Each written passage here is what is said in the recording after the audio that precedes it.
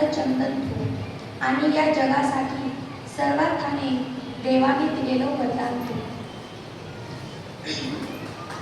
सर्वप्रथम सर्व महिलांना महिला दिनाच्या हार्दिक शुभेच्छा. आज महिला दिन नाही, परंतु आज आपण तो साजरा करत आहोत.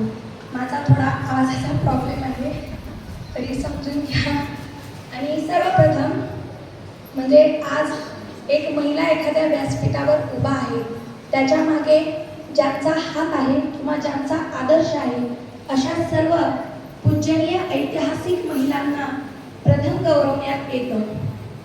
आणि त्यामुळे मी सर्वप्रथम आपल्या महाराष्ट्र घडवणारी खरी जननी, ज्यांनी समाजातील गोरगरिबांवर होणारे अन्याय पाहिले, अत्याचार पाहिले, महिलांची जी काही लैंगिक शोषण होतं किंवा गोरगरिबांची जी पिळवणूक होती, परकीयांचं आक्रमण होतं, ते सर्व पाहिलं.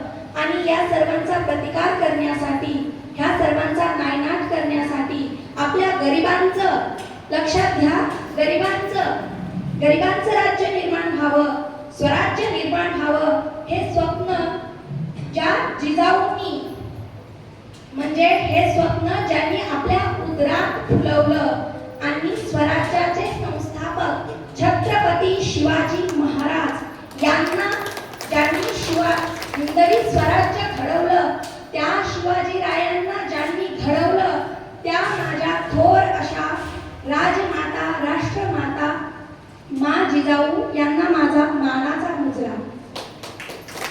आणि त्यानंतर महिलांनी शिकलं पाहिजे, सवरलं पाहिजे, समाजामध्ये त्या पुढे आल्या पाहिजे, त्यांनी ज्ञानाची जी सरिता वाहते ते ज्ञान त्यांनी ग्रहण केलं पाहिजे. आज आपण पाहतो की महिला प्रत्येक क्षेत्रामध्ये आहे. महिलांच्या अंगावरती प्रत्येक वेश आहे, प्रत्येक वेश आज महिलेच्या अंगावर आहे. ती डॉक्टर आहे, इंजिनियर आहे, अवकाशवीर आहे, त्यानंतर डॉक्टर, इंजिनियर, राजनेता सुद्धा आहे, शिक्षक आहे, अनेक पेशा आहेत. आज मुलींच्या अंगावरती अनेक प्रकारचे मिडेल आहेत, परंतु हे मिडेल, हे पोशाख, हा मान महिलांच्या अंगावर यावा म्हणून ज्यांनी स्वतःच्या अंगावर चिखल आणि शेण झेलले, त्या सावित्री माता, सावित्रीबाई फुले यांना माझा त्रिवार वंदन. आणि अहिल्यादेवींनी सुद्धा आपल्या समाजासाठी प्रखर असा लढा दिलेला आहे, त्यांना माझा वंदन. आपल्या भारतामध्ये इंग्रजांचं राज्य होतं, इंग्रजांनी संपूर्ण संस्थाने खालसा केली होती.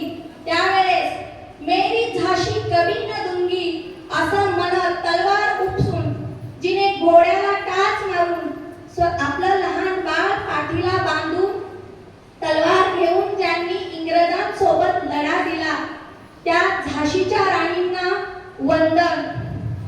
आणि जसं म्हणतात की प्रत्येक पुरुष घडतो, परंतु त्याच्या पाठीमागे एका स्त्रीचा हात असतो.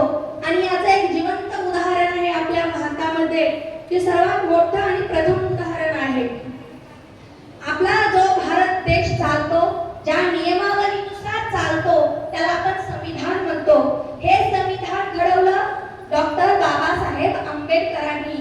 आणि या महामानवाला घडवण्यामध्ये ज्यांचा सिंहाचा वाटा आहे, त्या ज्यांनी आपल्या पतीच्या स्वप्नांना पूर्ण करण्यासाठी, त्यांचं शिक्षण पूर्ण करण्यासाठी एकांगीपणे आपल्या संसाराचा गाडा ओढला, परंतु आपल्या पतीच्या शिक्षणामध्ये खंड पडू दिला नाही, त्या रमाई यांना माझा त्रिवार वंदन. महिला दिन साजरा करतो म्हणजे हा दिन आहेच काय, तर महिलांच्या कर्तृत्वाचा, त्यांच्या मेहनतीचा, त्यांच्या अमाप अशा सामर्थ्याचा हा उत्साह आहे. आणि जो प्रत्येक महिलेने उत्साहामध्ये साजरा केला पाहिजे. ह्या दिनाच्या पाठीमागे अमेरिकेतील न्यूयॉर्कमध्ये, मगाशी अनेक दोघी तिघींनी सांगितलं, अमेरिकेतील न्यूयॉर्क शहरामध्ये कापडाच्या कारखान्यामध्ये महिलांना राबवून घेतलं जात होतं. कामाचे तास भरपूर होते, परंतु त्या बदल्यात त्यांना कमी मोबदला मिळत होता. महिलांना कुठल्याही प्रकारचा हक्क नव्हता, तेव्हा महिलांनी एकत्र येऊन इतिहासातला तो पहिला स्वतंत्र असा महिलांचा बंड होता, जो बंड महिलांनी आपल्या अस्मितेसाठी, आपल्या अस्तित्वासाठी दिलेला होता. आणि त्यामुळेच त्या दिवसाच्या स्मरणार्थ आणि महिलांनी अशाच पद्धतीने प्रत्येक कार्यामध्ये उतरलं पाहिजे. त्यांच्या प्रयत्नांना, त्यांच्या कार्याला त्यांना सन्मान देण्यासाठी, त्यांच्या कार्याला गौरव देण्यासाठी, महिलांना गौरव देण्यासाठी हा महिला दिन साजरा केला जातो. आज आपण पाहतो की महिला प्रत्येक क्षेत्रामध्ये महिलांनी उल्लेखनीय असं कार्य केलेलं आहे. असं कोणतंही क्षेत्र नाही की ज्या क्षेत्रामध्ये महिलेने आपलं पाऊल टाकलेलं नाही. पूर्वीच्या काळामध्ये सुद्धा महिला खूप वेदवान अशा पंडित महिला होत्या, गार्गी मैत्रेयी होत्या. त्यानंतर रजिया सुलतान ही एक दिल्लीच्या तख्तावर बसलेली पहिली महिला होती. आणि आपली झाशीची राणी असेल, राजमाता असतील, त्यानंतर येसूबाई. मला जर इतिहासातलं आवडणारं सर्वात लोकप्रिय असं माझं वैयक्तिक असं आवडीचं जर कुठलं व्यक्तिमत्व असेल तर ते येसूबाई. कारण त्या खरंच खूप महान होत्या. आज त्यांचा सुद्धा इथे फोटो असायला पाहिजे होता. कारण येसूबाईंनी सुद्धा खूप काही केलेलं आहे. त्यांनी शिवाजी महाराजांनी येसूबाईंकडे स्वराज्यात एक महत्त्वाचं पद दिलं होतं. स्वराज्यात काही कर्तव्यवान लोकांना कमी नव्हती, परंतु त्यांच्याकडे मोलाचं असं महत्त्वाचं पद होतं, कुलमुक्त्या. कारण फक्त येसूबाईच होत्या ज्या त्या पदासाठी योग्य होत्या. आणि असं म्हणतात की पूर्वी असं होतं की महिलांचं फक्त चूल आणि मूल एवढंच मर्यादित कार्यक्षेत्र होतं. परंतु आज महिलांनी ते मर्यादित कार्यक्षेत्र ठेवलेलं नाही. प्रत्येक क्षेत्रात महिला आहेत. सुनीता विल्यम्स अवकाशात 9 महिने होत्या. कल्पना चावलांनी त्या सुद्धा अंतराळवीर होत्या. अशा पद्धतीने महिलांनी कुठलंही क्षेत्र ठेवलेलं नाही. तू सावित्री, तू अहिल्या, जिजाऊची तू लेक आहे, तू सुनीता, तू कल्पना, उंच आकाशामध्ये तुझी झेप आहे. आणि असं म्हणतात की महिलेने आपल्या डोक्यावर पदर घेतला पाहिजे, परंतु म्हणणारे या गोष्टीकडे लक्ष देत नाहीत की त्यांच्या डोक्यावर पदर असला पाहिजे. यापेक्षा त्यांच्याकडे पाहणाऱ्यामध्ये आदर असला पाहिजे, त्यांच्याविषयी, महिलांविषयी आदर असला पाहिजे. सहज म्हटलं जातं की हातातल्या बांगड्या, म्हणजे त्यांना असं वाटतं की हातातल्या बांगड्या म्हणजे निष्काम हात आहेत. परंतु एक गोष्ट लक्षात ठेवा बाळांनो, की आपल्या हातातल्या ज्या बांगड्या आहेत ते आपलं बंधन नाही. ह्या बांगड्या म्हणजे आपलं शक्तीस्थळ आहे. कारण ह्या हाताने आपण ठरवलं, पाहिलं सुद्धा आहे, इतिहासात सुद्धा पाहिलं आहे आपण की तलवार उचलता येते. लेखणी जर आपण उचलली तर त्यातून अनेक साहित्य निर्माण होतात. तलवार या हाताने उचलले ज्यांनी शत्रूची अनेक मुंडकी छाटली. आणि आज पाहतो आपण की आपल्या देशाचा जो राजा आहे, जो आपल्या देशाचा प्रथम नागरिक आहे, ती सुद्धा एक महिला आहे, राष्ट्रपती द्रौपदी मुर्मू. आज आपल्या महाराष्ट्रातल्या उपमुख्यमंत्री सुद्धा एक महिलाच आहे, सुनेत्रा पवार. म्हणजे महिलांनी दाखवून दिलेलं आहे आज की जर पूर्वी महिलांवर घरामध्ये अन्याय अत्याचार होत होते, तुला काही येत नाही म्हणून तिला घरामध्ये दाबून ठेवलं जात होतं, पण महिलांनी आज दाखवून दिलेलं आहे की वार नाही ती तलवार आहे, समशेरीची धार आहे. वार नाही ती तलवार आहे, समशेरीची धार आहे. महिला अबला नाही, ती धगधगता अंगार आहे. आणि महिलांना समाजामध्ये मानाचं स्थान मिळावं, त्यांच्या कलागुणांचा गौरव व्हावा, प्रत्येक क्षेत्रामध्ये त्यांना समानतेची वागणूक मिळावी. शिक्षण असेल, राजकारण असेल, इतर कोणतेही क्षेत्र असो, त्यांना समान संधी मिळावी, त्यांच्या कार्याचा गौरव व्हावा, म्हणून हा महिला दिन साजरा केला जातो.